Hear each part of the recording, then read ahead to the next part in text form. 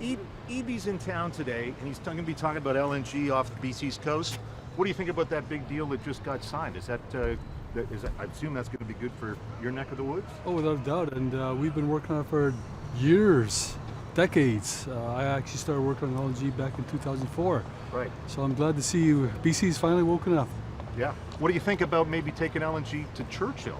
Like, I presume your party would be behind any plan to get more LNG off the coast. Oh, without a doubt. But I'm looking into the major projects office process.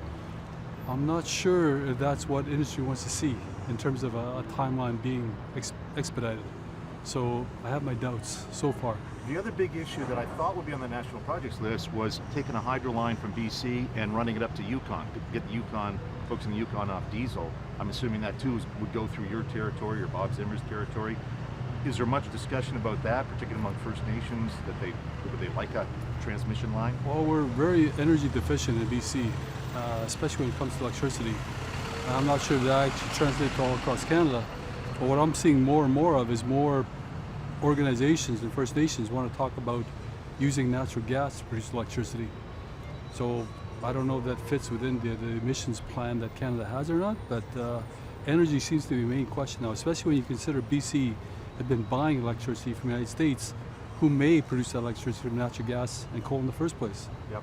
You got any advice for Premier Eby as he meets with Mr. Carney, what his priorities ought to be for BC? No, not really, but I do presume they're going to talk about oil and gas pipelines going to either Kitimat or Prince Rupert, and if that's going to fall underneath the major projects office or not. Where are you on an oil pipeline, Kitimat? I'm really just looking to see what the people of BC think about that, because we already know that Vancouver people have already basically accepted it through the Trans Mountain project. Great, thank you. What you think of what the AFN had to say yesterday about the lack of AFN consultation and involvement in the Indigenous consultation group that the Carney government has set up? Like, what do you think of the way the government's gone about this? Well, it was basically a bill that turned into an act. But when the real projects hit the ground, Aboriginal rights and title are held by a community. It's not held by an organization. It's not held by individuals. So it's going to depend on that community to actually talk about its Aboriginal rights and title with the Crown, if that opportunity arises.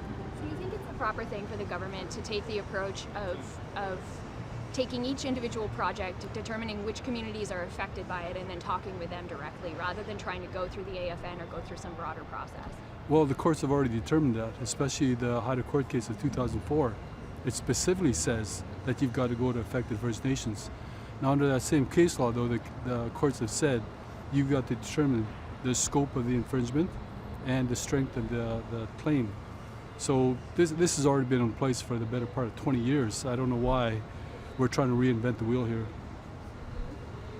All right, thanks so much. Okay.